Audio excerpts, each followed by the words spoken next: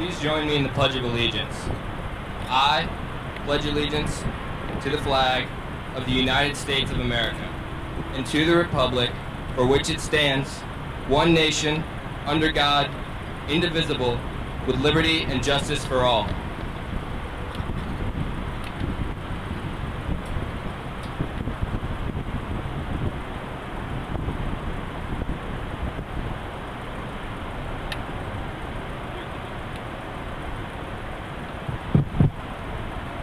Heavenly Father, we thank you, God, for each day that we've been able to learn and be together at TNCS. We are grateful for the lasting friendships we have formed over the years.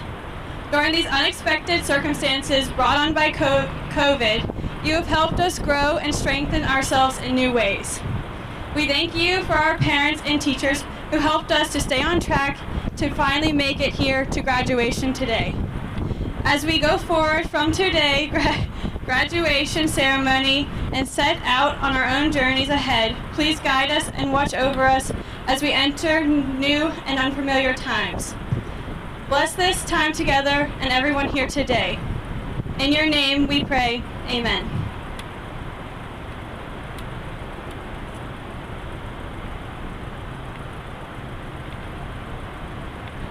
Good evening.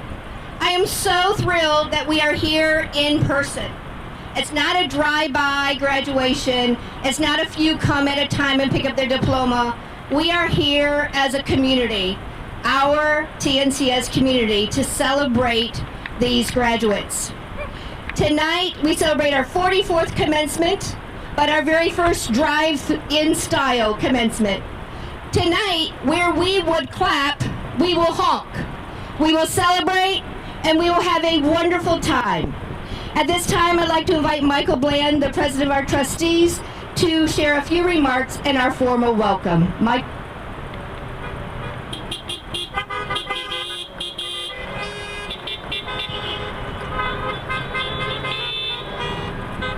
I think that's for Nancy, not for me, I would guess. Thank you, though. On behalf of the Board of Trustees, welcome to the most unique graduation in New Community's history. Mrs. Foy asked me to make a few remarks about this year, but insisted that I be brief but spectacular. As I am prone to neither, I will make an effort to be brief at least. I am a self-professed news junkie. I listen to, read, and watch the news on a daily basis. With everything going on, I've realized this might jeopardize my mental health, but I do it anyhow to try to find a hero or something that gives me hope.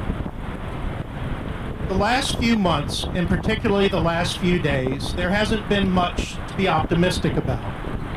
It seems that our systems of government and justice have let us down.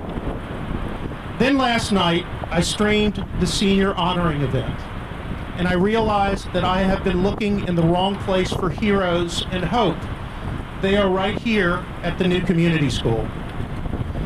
The genuine love in last night's video is further evidence that TNCS's culture is what makes us who we are: caring, strong, determined, and resilient.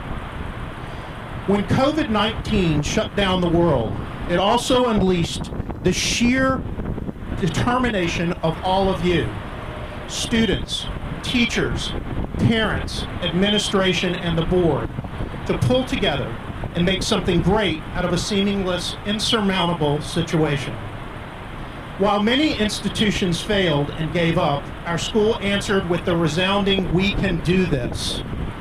While other schools shuddered, TNCS pulled together and pressed forward. I watched with a tremendous amount of pride as our school overcame and triumphed. Indeed, there are many things to be upset about and fearful of, but this school and its people are reasons to be optimistic about our future. I've been asked before why I volunteer for TNCS. My standard response is because I want to give back to the school that gave so much to my family. But the truth is there are additional reasons why. This school makes me feel good when I'm feeling down or overwhelmed. This school inspires me when I feel uninspired. This school shows me that there is a way out when I feel trapped. This school gives me heroes when all I see are villains. This school gives me hope when I feel hopeless. Thank you for being my heroes and for giving me hope. To the class of 2020, please remember that your resiliency and determination got you here, and that those attributes will take you anywhere you want to go. Thank you, and congratulations.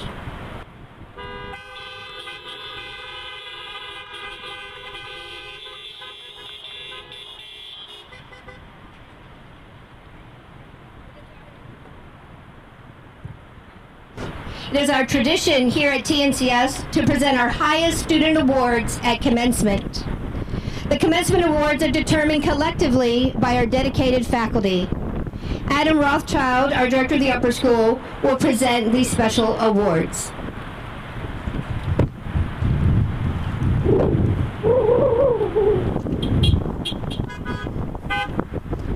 At this time, we will recognize the winners of our highest awards. When announced, we'd like the student to come forward with their mask in place.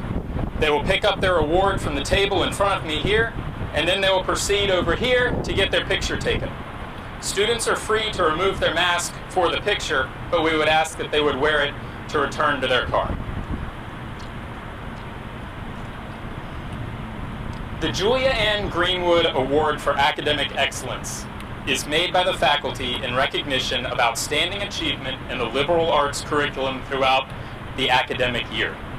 This selection considers a student's interest and active involvement in learning, as well as scholastic standing.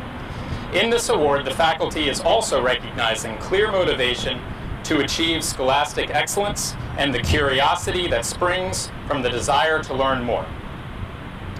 It was May of 1990, and the Chicago Bulls had been eliminated from the playoffs by the Detroit Pistons again.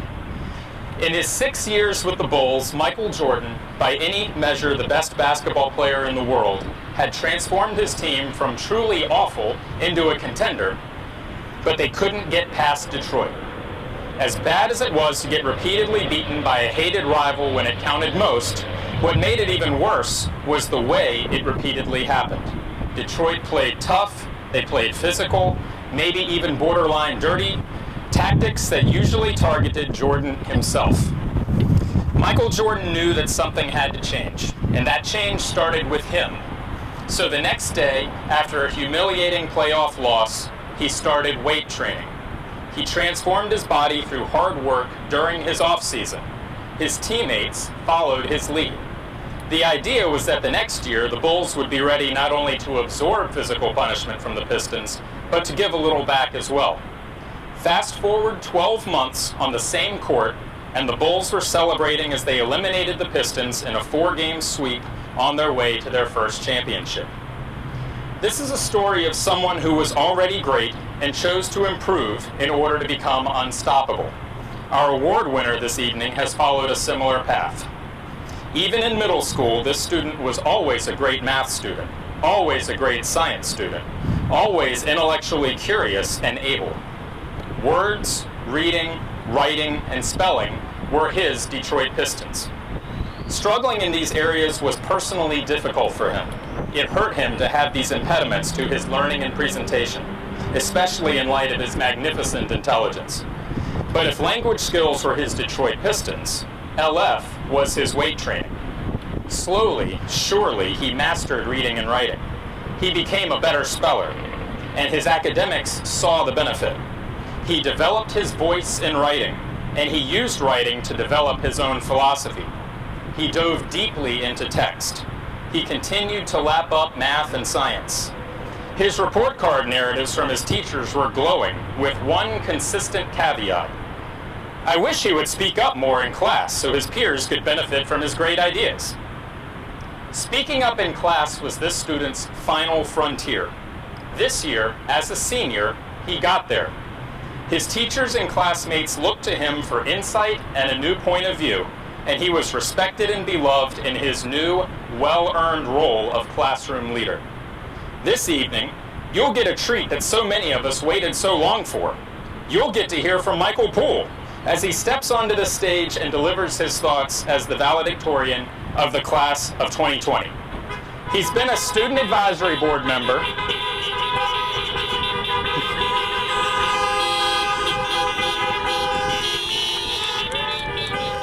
Hold on, I'm not finished yet.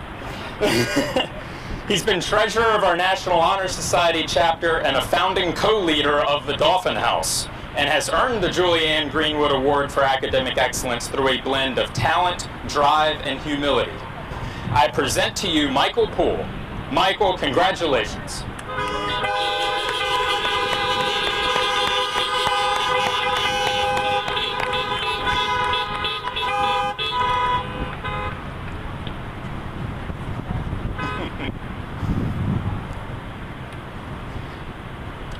The Ruth H. Lund Award for Exceptional Progress is made by the faculty in recognition of outstanding improvement over the course of the academic year in several aspects of scholastic performance. These include the improvement of reading, writing, spelling, and math skills, increased initiative and responsibility, improved use of the resources and learning opportunities available at the school, and significant personal growth and maturation. Thousands of high school principals have stood on stages over the years and in some form or another encouraged students to try hard and do their best. But really, that advice should come with a huge string attached. Sure, the effort itself costs us something. But more than that, our attitude and approach to trying our best dictates another enormous part of that cost. Because when we try our best, we might fail a little bit. How do we deal with that possibility, that our best efforts might be met with something less than the ideal outcome we envisioned? The way we answer this question has a massive impact on our lives. A defeatist view of failure can define how we view our very selves. The idea of equating our self-worth and the risk of failure is called perfectionism. According to author Brené Brown, research shows that perfectionism hampers success. In fact, it's often the path to life paralysis. Author Anne Lamott goes further, saying perfectionism is the voice of the oppressor, the enemy of the people. It will keep you cramped and insane your whole life. She goes on to say that perfectionism is based on the obsessive belief that if you run carefully enough, hitting each stepping stone just right, you won't have to die. The truth is that a lot of people who aren't even looking at their feet are going to do a whole lot better than you and have a lot more fun while they're doing it. End quote.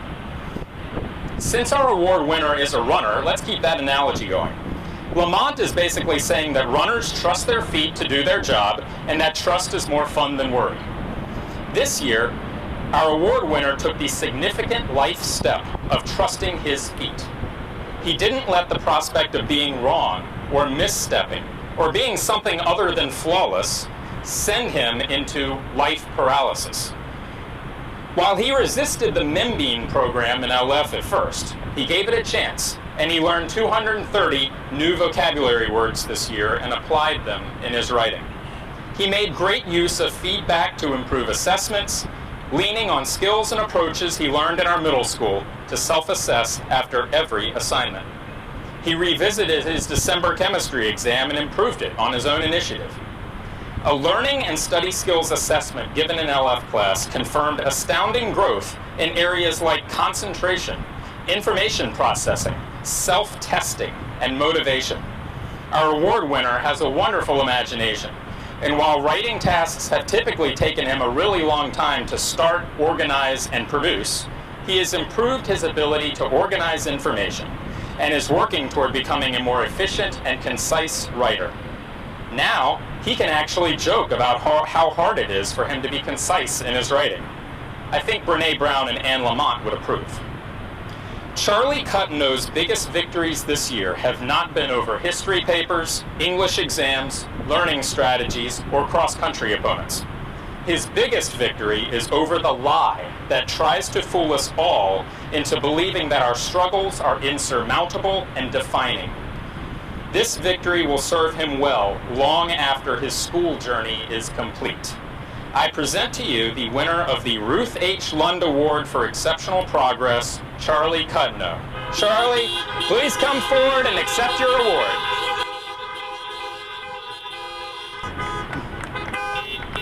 Oh boy, Charlie. Right down this end. There we go. Right there. Yes, sir. Congratulations.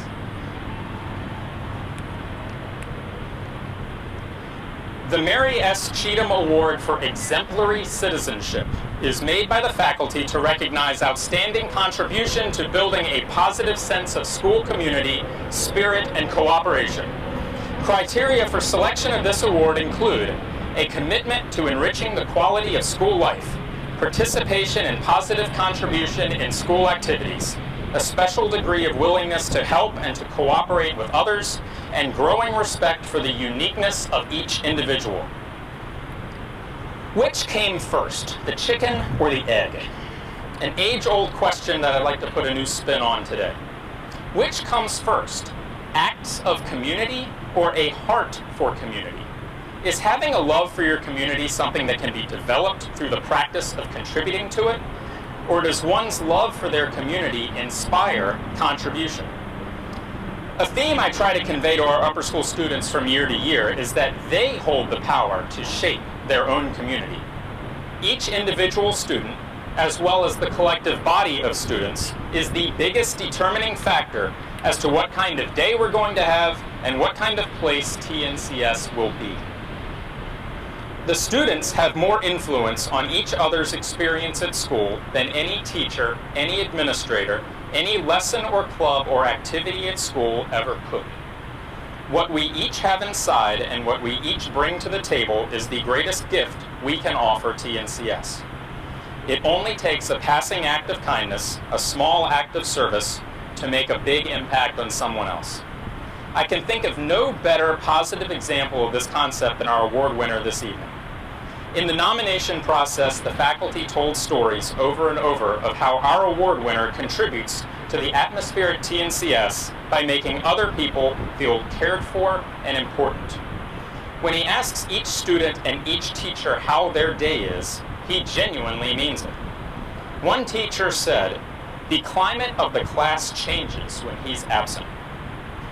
He doesn't just stick to one lunch table or to 3 or 4 friends. He floats between tables, sharing a smile and a laugh at each one. His teachers from past years, even teachers who have never taught him, say how much they enjoy him stopping by their rooms just to say hello and chat. He knows your favorite football team, and he'll congratulate you on Monday morning if they win. If they lose, he'll give it to you a little bit, but it's all in good fun. There's a certain safety in keeping our interactions surface level, and we all know that surface level pleasantries aren't always genuine. But in this case, I know they are, because other examples of our award winners' acts of kindness and involvement have risk or cost involved. There's risk involved in bringing in an over-the-top contribution to the NHS book drive, because people might whisper that you're a show-off or a try-hard. There's risk involved in assuming a leadership role on your sports team when you're not an elite athlete yourself, because your team might lose, or you might make a mistake on a public stage. There's risk involved in introducing yourself to a frightened new student and inviting him to join in sports practice because of the possibility of rejection. The biggest risk we all face as potential community leaders is the risk of caring enough to go out on a limb. It can lead to disappointment, to ridicule, to coming up short. I'm convinced, however, that our award winner is the citizen he is because he chooses to value contribution and community over safety and risk aversion. So which comes first, a heart for community or a willingness to contribute to it? I suspect it goes both ways, that contributing to our community can lead to a further love for it, which then inspires us to contribute in new, bolder ways. But I know that Reed Hanneberg's heart for citizenship and contributions to the ethos of TNCS are in fantastic alignment, and that he is an example to all of us of what a difference one person can make to the fabric of society. Reed, please come forward and accept the Mary S. Cheatham Award for Exemplary Citizenship. this way. Congratulations, Reed.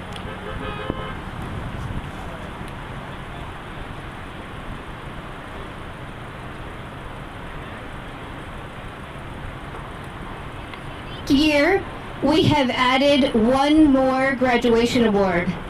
This is the first time we have awarded this, but it will not be the last. It is a new tradition. This is the Senior Saber Award.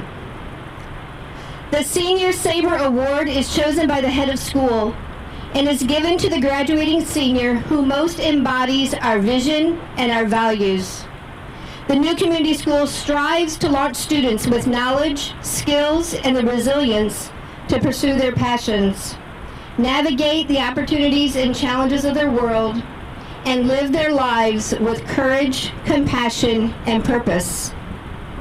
As a community, we value personal wellness, a growth mindset, innovation, character, citizenship, and community. Our very first recipient of this award joined us in the 8th grade. From the day he came on campus, he showed his growth mindset. He worked hard, made progress, and found his voice. He has been involved in Student Advisory Board, our ambassador program, and drama. He led his house, Gorilla House, to winning our very first House Cup this spring. He has spoken at our Founders Hall groundbreaking ceremony, as well as this year's Grandparents' Day, sharing his journey and the importance of this school, his teachers, and education in his life. His leadership and enthusiasm for community, both here and outside TNCS, is impressive. His commitment to the Senior Class Community Service Project has been admirable. I know he and other seniors will finish their playground project at a nearby Child Development Center as soon as it is safe to do so. This young man has overcome personal hardships this past couple years, and he has come out the other side stronger, more focused, more independent, and more compassionate. While we were on our recent stay-at-home order, he built a home gym in his garage in order to continue his passion in working out and strength training. This student embodies resilience, the ability to navigate opportunities and challenges, and lives his life with courage, compassion, and purpose. His growth mindset, sense of innovation, character, and citizenship, and a sense of community are evident in his daily life. Our inaugural recipient of the Senior Saber Award is Joseph DeShazo. Joseph, please come to the stage to receive your plaque.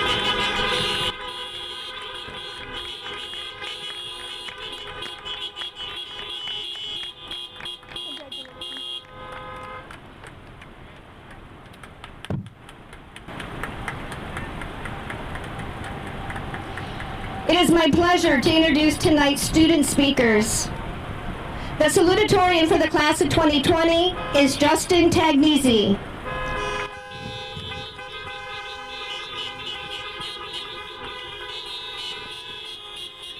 Justin is a TNCS lifer and has accomplished much in his time here. He is a soccer player, has served on Student Advisory Board, and has earned several academic awards, including winning first place in our science fair. Justin is a goal-oriented young man. He has quiet determination about him. This determination no doubt played a role in these last weeks as he's pushed through with excellence to earn this honor. Justin, come to the stage. While he's coming, let me introduce our valedictorian. Our valedictorian for the class of 2020, as you heard from Mr. Rothschild, is Michael Poole.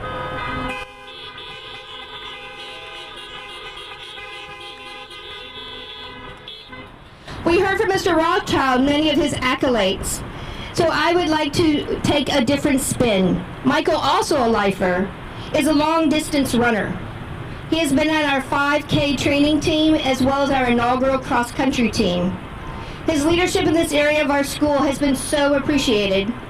Michael's journey as a student has been similar to a long-distance race. He has worked hard to improve his reading and writing skills, pushed himself to take the most rigorous classes, and has achieved his goal to be admitted to engineering school. This ability to work hard for the prize at the end will continue to serve him well. Congratulations, Justin and Michael.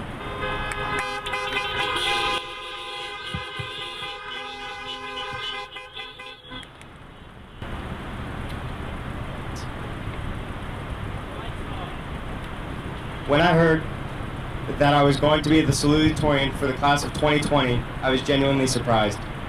In my class, there are many smart and hardworking students that could have easily taken my spot.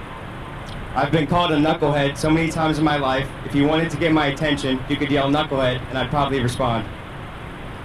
After hearing I had earned this honor, I was excited, but I honestly didn't feel the most deserving, even though salutatorian was a goal of mine for the majority of my high school. And if you had the goal of being valedictorian with Michael Poole in your class, then you could forget about it. I didn't feel as deserving of this achievement because I don't see myself above any of my classmates, because I'm not. I didn't feel as if salutatorian should have been someone who struggled through geometry in their senior year of high school, or someone who could barely spell the title they were receiving as I wrote the draft of my speech. As I stand here today, I can't help but be reminded of an eye-opening moment in 7th grade. I was sitting in Mr. Roy's extra help room, and he was having a serious conversation with the student. He was telling the student that he was a smart kid, but that he wasn't putting in the effort that was required, and how this student wasn't capitalizing on his potential. And then Mr. Roy pointed in my direction and said to the student, "Everyone doesn't pick up on the material as easily as you do," and how some people have to put in twice the work just to be caught up with everyone else. When I heard this at the time, I was angered by it, because I was too stuck on what Mr. Roy was inferring about how I didn't pick up on the material as easily as other kids. Looking back on it, however, I can clearly see he was complimenting my work ethic, even if it made me feel slower than the other kids. Other than having the accommodations, what I'm most thankful for about going to a school for students who have dyslexia and other learning differences is that there is no excuse. You can't say, "Well, I'm dyslexic, I can't do that." And if you are one of those people, you will always be surpassed by your peers, with or without accommodations. For the last 2 years as a high schooler, I was often in after-school study hall, not because I was assigned to go, but because I wanted to. I had ambitious goals outside of the classroom that required the entirety of my time as soon as school was out, so procrastination wasn't an option. I prided myself on being able to lift weights at Gold's Gym with my good friend Joseph, attend Brazilian Jiu-Jitsu practice with my brother Jacob, and be able to turn in quality assignments for the next day, all within an afternoon of a school night. My work ethic allowed me to pull this off, but my secret weapon was stress. I'm sure at some point I've stressed over everything that's under the sun. I stressed over disappointing my parents, teachers, friends, but most importantly, disappointing myself. I've been told many times in my life that I'm too hard on myself, but I feel if I wasn't hard on myself, I would allow myself to slack off and I would never be able to reach my full potential. Stress and anxiety isn't fun, but if you learn how to channel it, you can learn how to create the best version of yourself. For college next year, I hope to keep the same mindset that I have to work twice as hard to match my peers, and I hope y'all can adopt the same mindset as well. And before I go, I would like to say thank you to my parents who have been nothing but supportive of me, even when I've been unappreciative and a pain to y'all's rear end. I'm more than thankful to have y'all as parents, and I love you both. Thank you.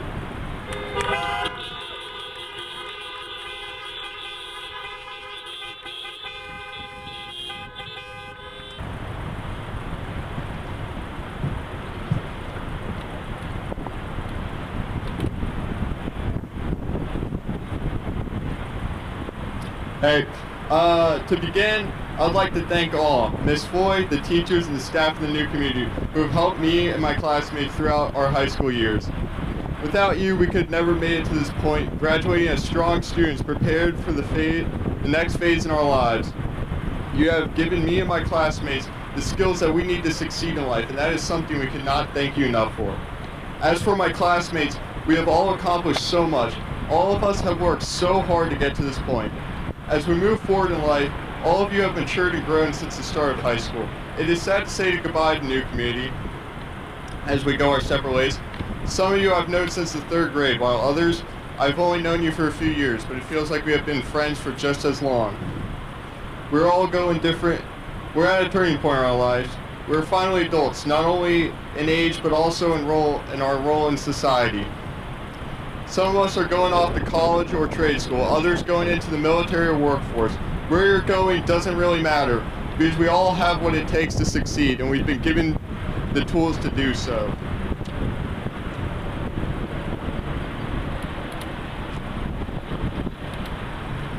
Sorry, it's a little windy if you guys couldn't tell.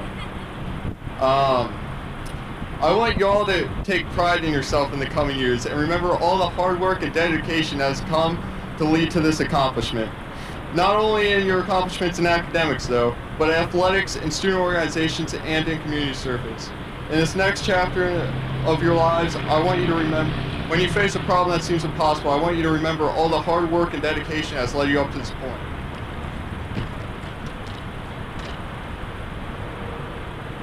And I want to realize you can push through that problem, because I know all of us are strong and can make it.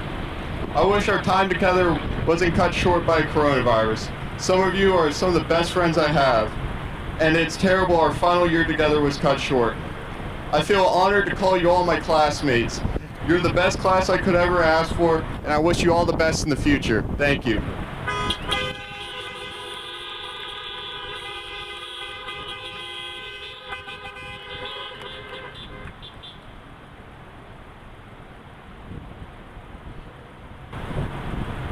Thank you, Justin and Michael. It is my honor to address the class of 2020 at this very unique and historic graduation ceremony.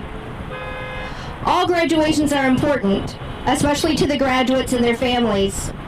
But this one, the time we're in, will be etched in our memories for years to come.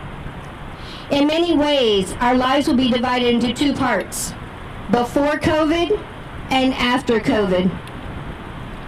Similarly, that is how I see the class of 2020. Before our senior leadership retreat and after our senior leadership retreat. Being a small class has its advantages and its disadvantages. Of these 16 graduates, 8 of them are lifers. How about some honking lifers? Good job. Meaning they came to us in 6th grade. Many of those 8 came together from Riverside School, where they had already been together for a number of years. But even though most of these students had been together for several years, they weren't a strong, close community as a class. We intentionally tried to grow this class, and especially wished to add more girls, but found ourselves turning down candidate after candidate because they weren't mission appropriate. We added students each year up to 11th grade when we welcomed our final 3 members. This class has taught us much about our strong sense of community and our sense of family, how it can be a good thing, but also limiting if we are not open and welcoming to new people or new ideas. We took 16 individuals and some small close-knit subgroups to Sandbridge last fall for our senior leadership retreat. We brought back a group of 16 seniors who were unified in mission, vision, and expectations. It really was a beautiful experience, one I will not forget. Slowly, you saw each member open up, trusting the others. You literally saw empathy as their peers were sharing their stories. I witnessed students who had gone to school together for up to 7 years understand and appreciate each other more. During the retreat, this group committed to wanting to make a difference in our school their last year. Their legacy. They wanted to strengthen our school spirit and strengthen our sense of community. They wanted our new house system to stick, generating ideas for House Olympics when they returned to campus. They took on the challenge of helping the 20 students in their houses rally around their animal name, create a flag and motto representing the attributes of the animal. Quiet members of the class of 2020 became strong house leaders, sharing their creativity and school spirit.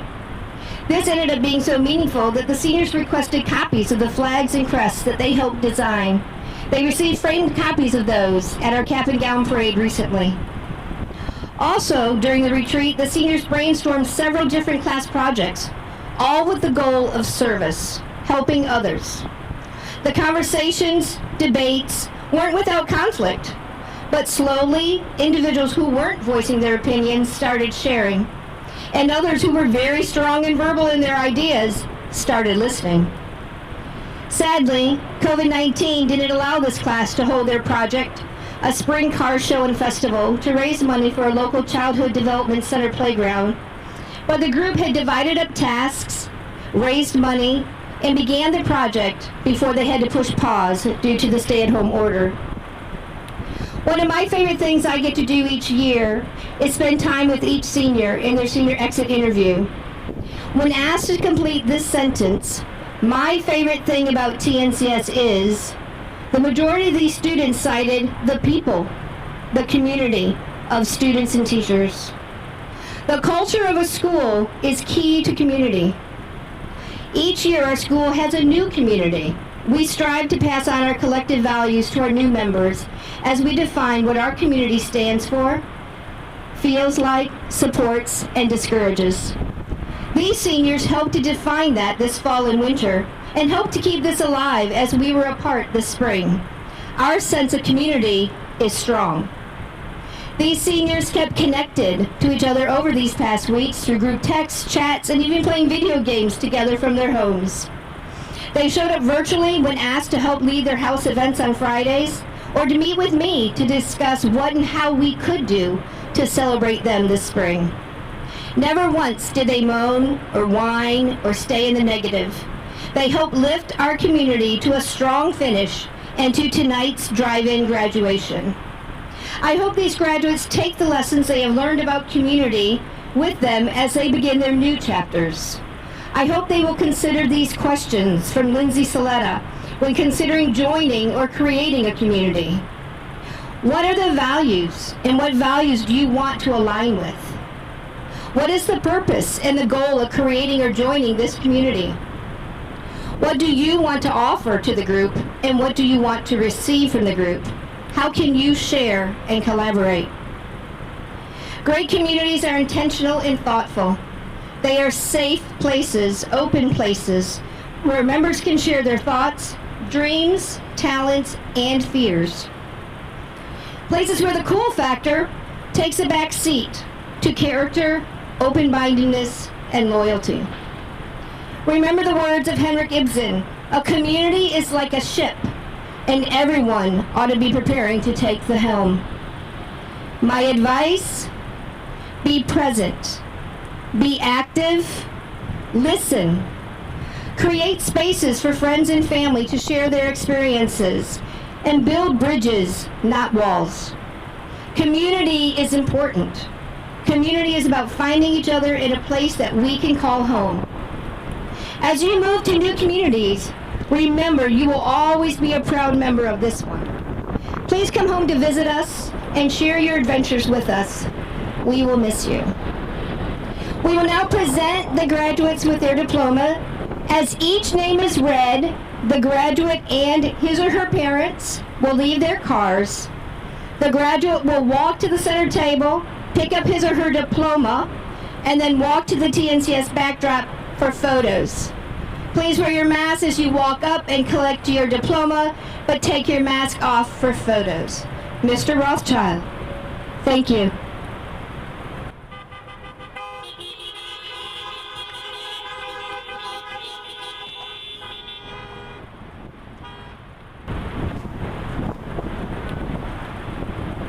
Emmeline Grace Benson.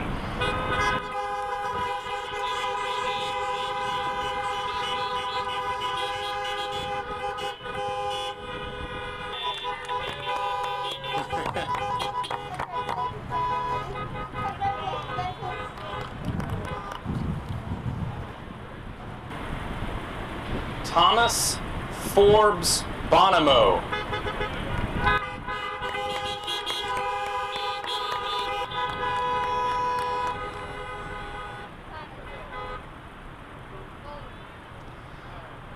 Jacqueline Ann Bonomo.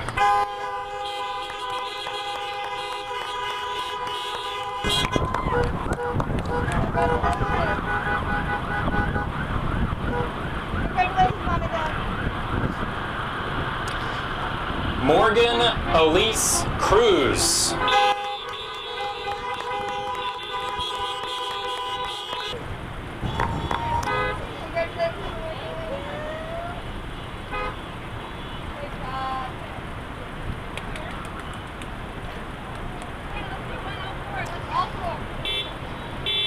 Dashel Brandon Dame Siegel.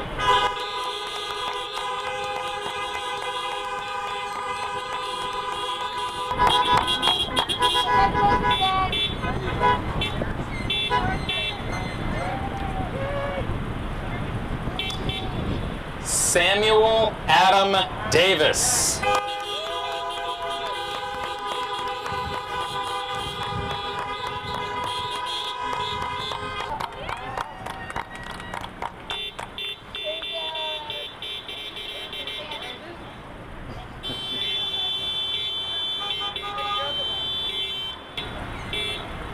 Joseph Manuel DeShazo.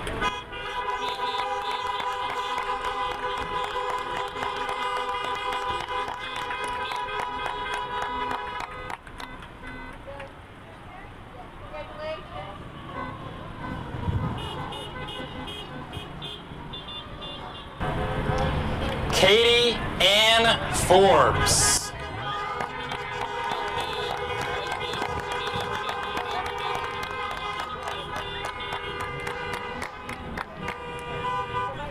I see her.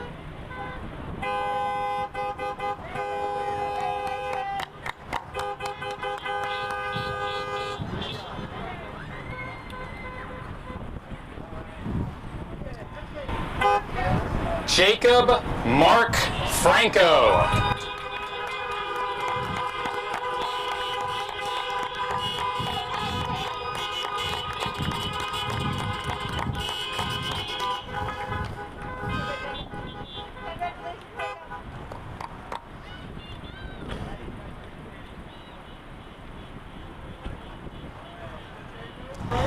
Matthew Craig Giovanello.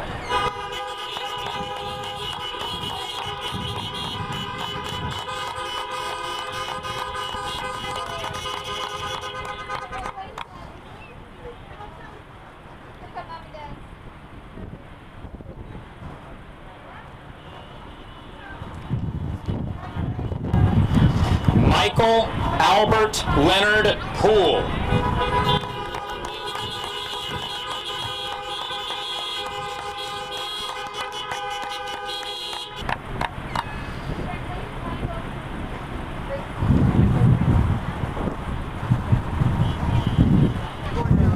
Joseph Thomas Sikora.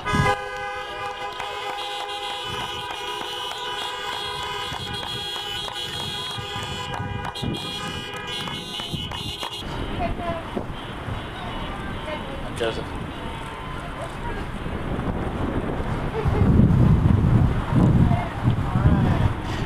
Justin Tyler Tagnisi.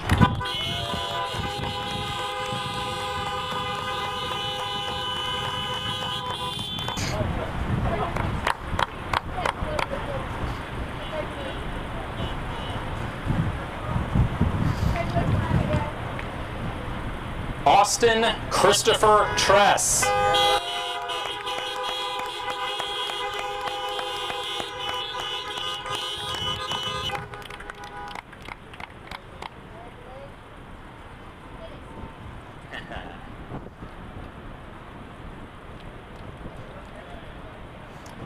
Peter Joseph Whalen.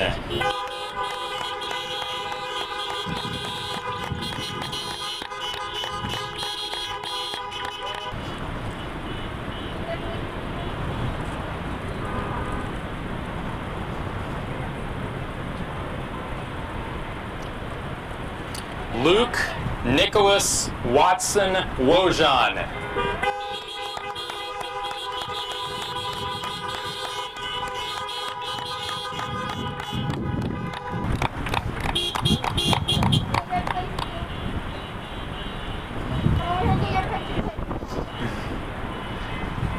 Congratulations, class of 2020.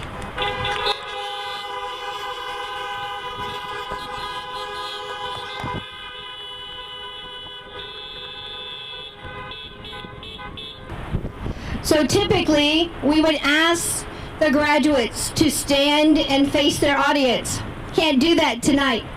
But graduates, your tassel is currently on the right side.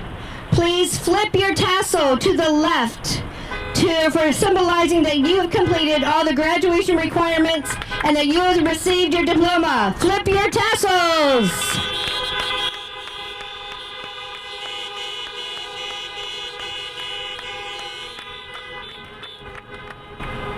I present to you the class of 2020, our newest alums.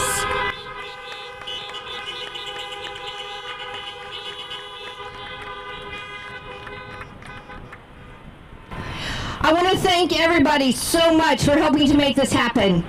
The Scottish Rite graciously let us use their parking lot. They are such wonderful neighbors. Without them, this would not have been possible. Let's give a shout out to the Scottish Rite.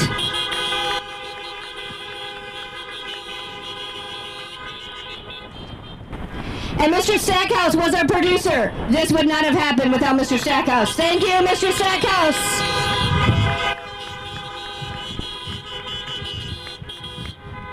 And thank you to everybody. This is not what you had hoped for in September. But as COVID kept going and graduations went away, I am thrilled that we could have this. Seniors, you showed up for practice. You've abided by all the regulations that we've had to deal with, and I am so grateful to you. This is really a sign of who you are, your character, and you make me so proud. Thank you, seniors.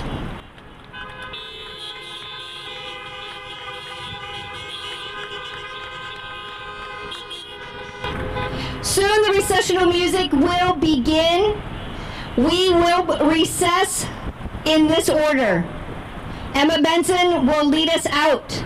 The seniors will go out through the Acca Temple and out the side street. Their parents in the VIP will also go this way.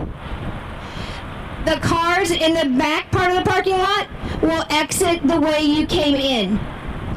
Please join me in the Irish blessing. It is on the back of your program. May the road rise to meet you. May the wind be always at your back. May the sun shine warm upon your face. The rains fall soft upon your fields. And until we meet again, may God hold you in the palm of his hand. Good night. Stay safe, Sabres.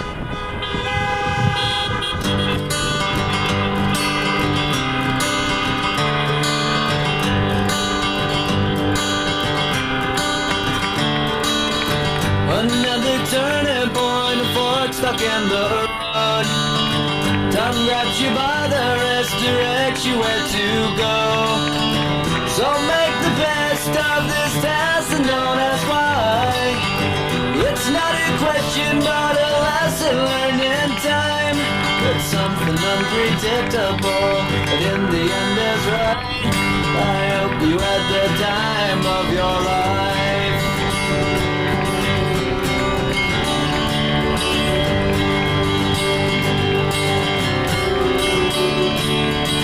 So take the photographs and still frames in your mind. Hang it on a shelf in good health and good time. Tattoos and memories and dead skin on trial. For what it's worth, it was worth all the while. It's something unpredictable, but in the end it's right. I hope you had the time of your life.